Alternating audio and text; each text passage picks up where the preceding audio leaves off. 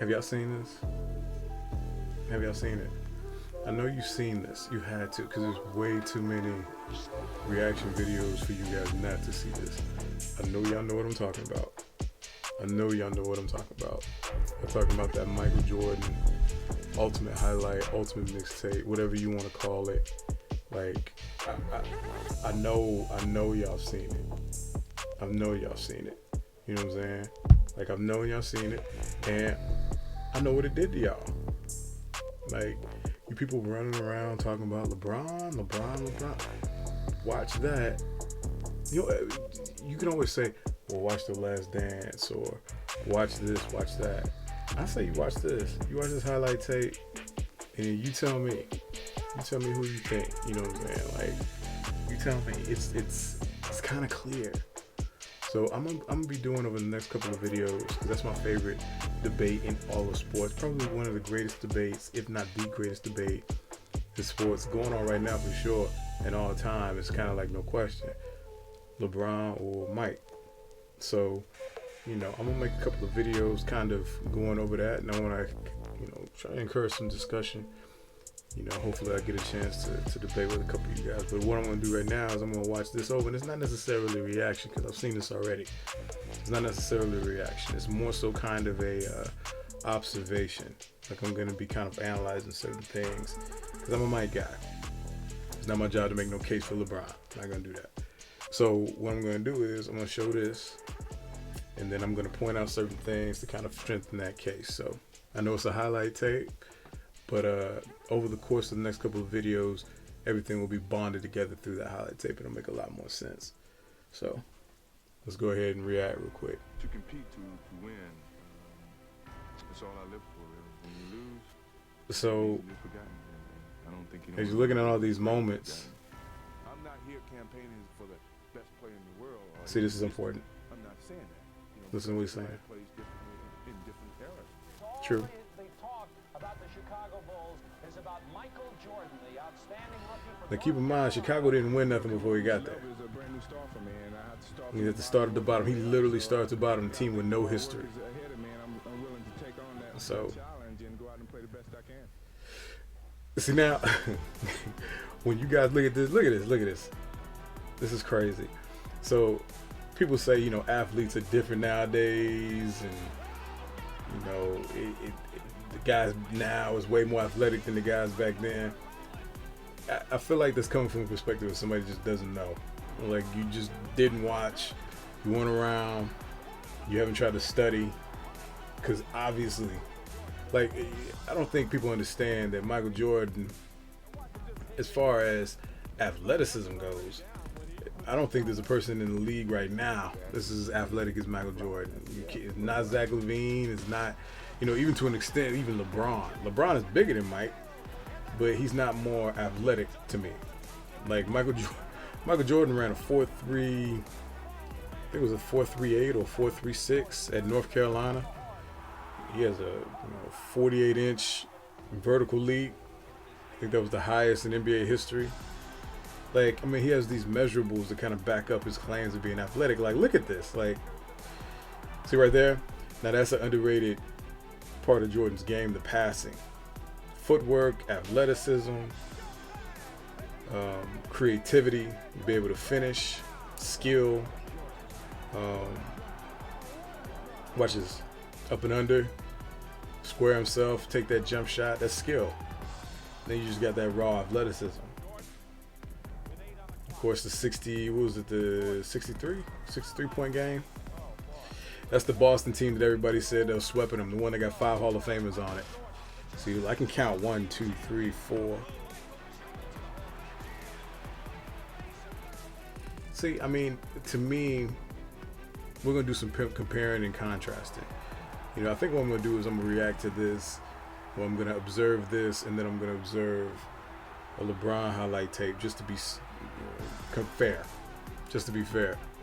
And then we're gonna look at the two, and then I'm gonna show you what I'm talking about.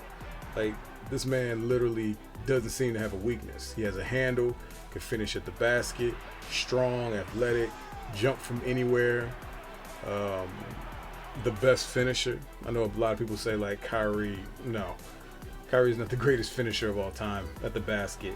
It's Michael Jordan. It's kind of not even close. Because look at this dude. So Michael Jordan, he's finishing either around guys, through guys, over the top of guys. It doesn't matter. Superb defender.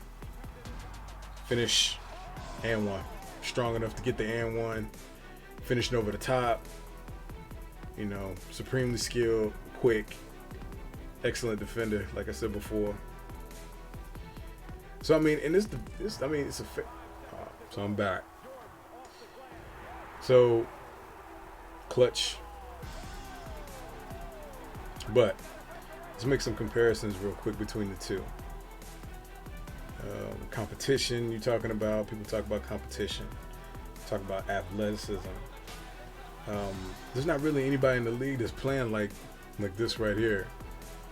And I said it once and I'll say it a billion times. What ultimately makes Michael Jordan the greatest player of all time, in my personal opinion. And you're probably going to hear me make this argument a billion times. Michael Jordan was arguably the best defender of his generation. And he was the best scorer of his generation. So he was dominant on, look at this. Oh, look at that jelly. Look at that jelly. And of course, clutch as hell.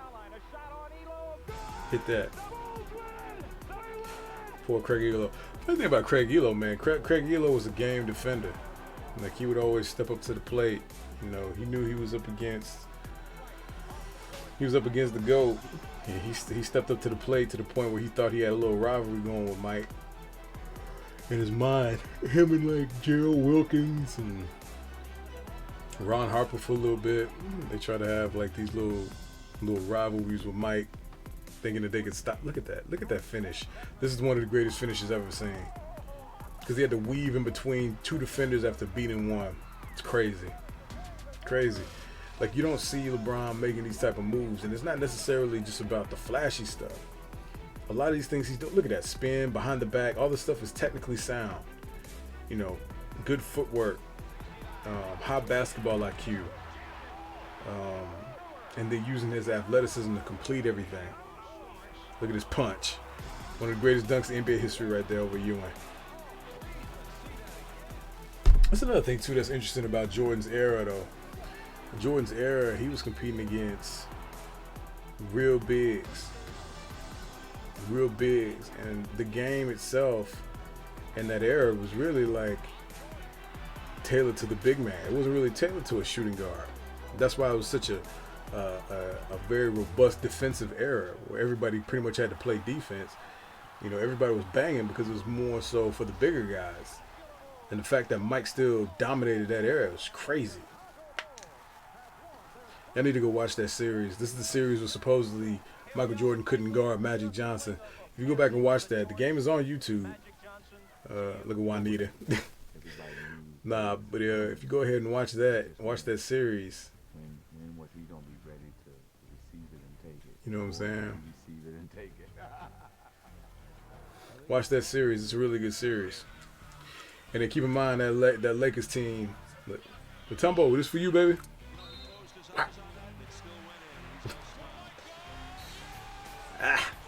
But I was supposed to say that Laker team that he beat had 3 Hall of Famers on it. Everybody's talking about James Worthy. James Worthy was hurt. Nah. James Worthy played 4 games. He played 4 games. He scored 19 points a game. Played a good number of minutes. He was there. Step on the court, you're not hurt, bro.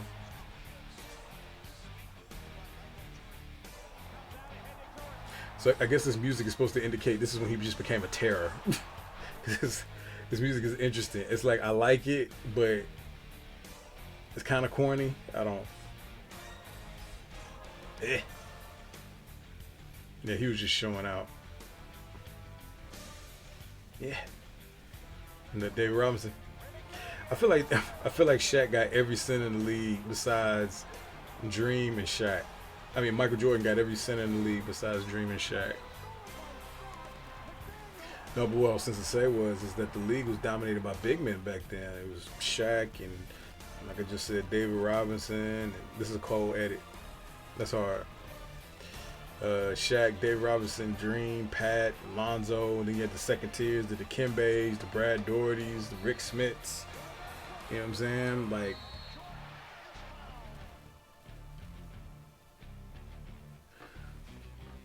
so we're hitting all these threes. Yeah. All right, Cliff Robinson. I think he passed a couple years ago.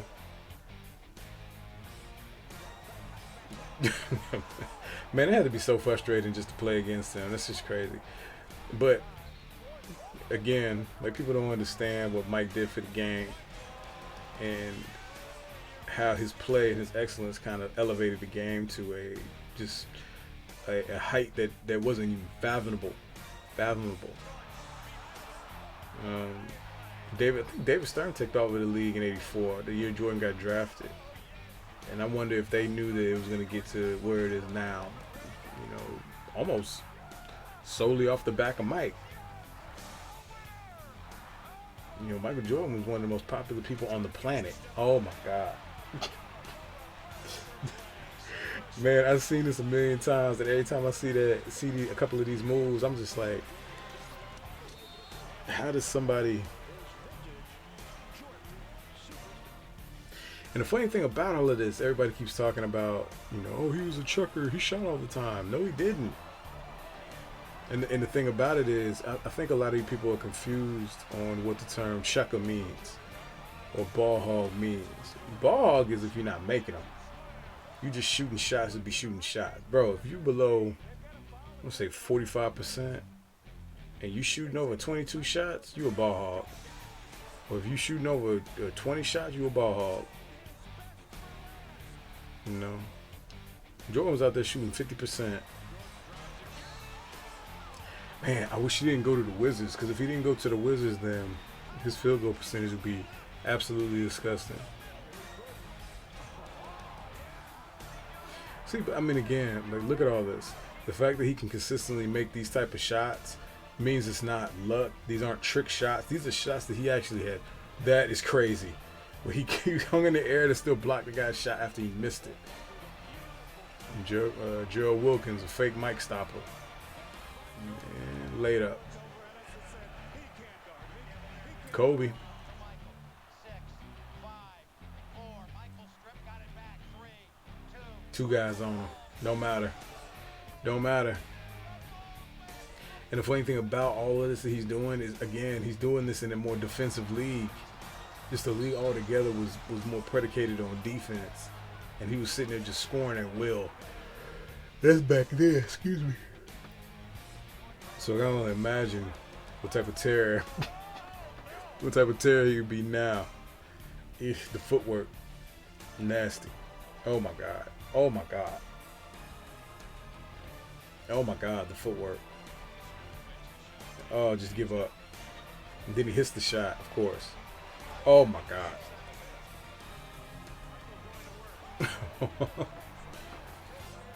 Shout out to Richard Dumas on the Suns, number 21, Tulsa, Oklahoma.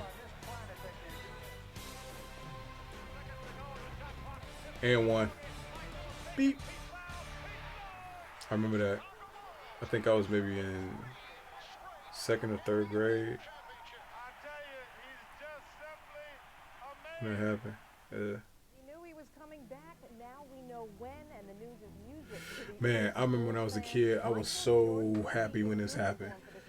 You know what I'm saying? Like, I was so depressed when he retired. And again, like I said, I was maybe in the 2nd grade, 3rd grade. I was super sad. And then when he came back, it almost felt like it wasn't real.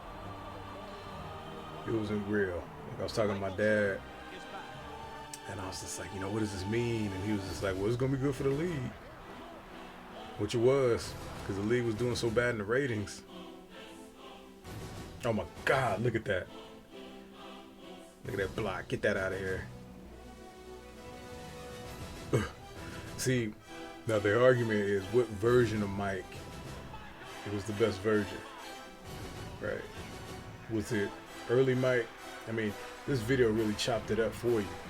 You know, that early version of Mike that was doing all the crazy dunks and super duper athletic. Was it the middle version of Mike who was, you know, athletic, but you could tell he gained all the skills and the IQ that he needed?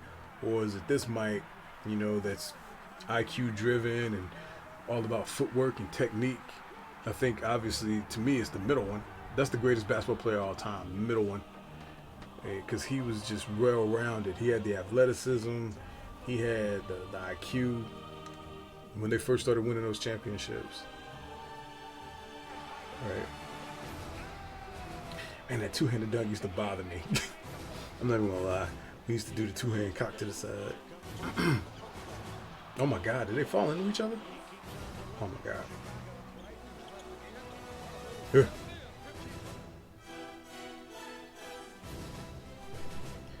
You're so technically sound. I think I'm gonna do a reaction to that video about when him and Kobe are pretty much doing the same moves. That video is really amazing.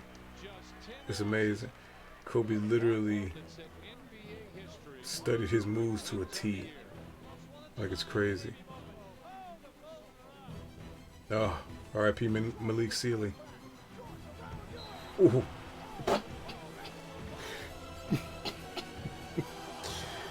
Man, it's like there's so many damn highlights that just makes you tired. Yep, I watched this live. I remember that. The skip.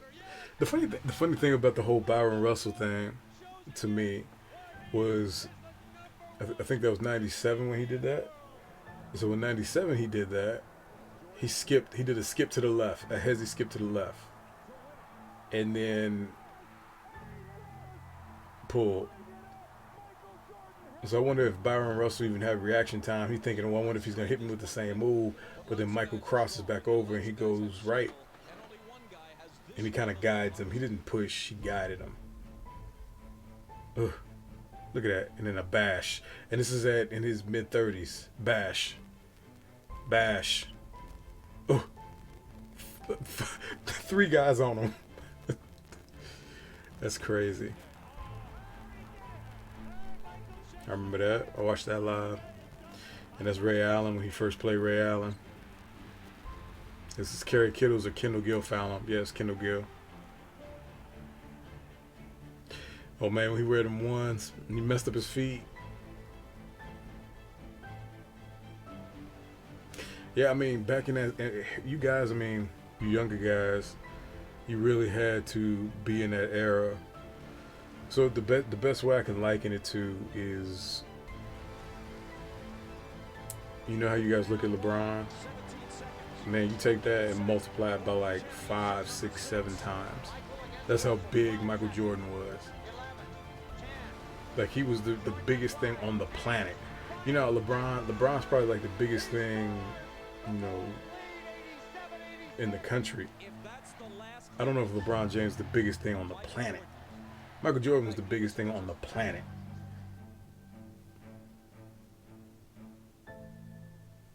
Crazy. Crazy.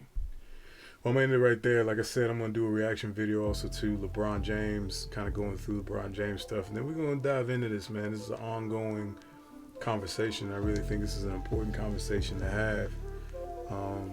You know, friendly debate. It's really healthy basketball-wise to see where people are at. And I like to have this conversation with people because it lets me know where they're at basketball-wise. Like, if you give me BS points, then I'll know, okay, well, you don't really know basketball like that, or you just talking. But some of these LeBron fans that give me decent points, and, you know, it makes for a good, healthy debate because it's always good to learn. But that particular mixtape, to me, that shows you just the variety of skill sets. And I know it's a highlight reel, but you notice how much was in that highlight reel. It was different moments, different moves, different finishes. It literally was like watching a Michael Jordan game every single day. You were gonna see something different. You were gonna see something that you never saw before. A move, you know, a burst of points, some sort of defensive play, something. It was just something, you know. know, I just don't get that same type of feeling when I'm watching LeBron. I get a feeling that I'm watching somebody who's extremely talented, great God-given ability. And to be honest with you, sometimes I feel like he takes it for granted because he's so good. I don't think he thinks that he has to get that much better to reach Mike. I think he thinks that if he simply just tells us, you know what I'm saying, he's in the conversation with Mike, or if he allows narratives to be constructed by whoever his guys in the media, the Brian Windhorses and the Rachel Nichols and the Shannon Sharps and the Nick Wrights, they're telling us these things. But what he should be focusing on is just focusing on getting better at the game. You know, and I know he's a great player. He's an all-time great player. But in order to be the greatest, you know what I'm saying, like, you need to improve.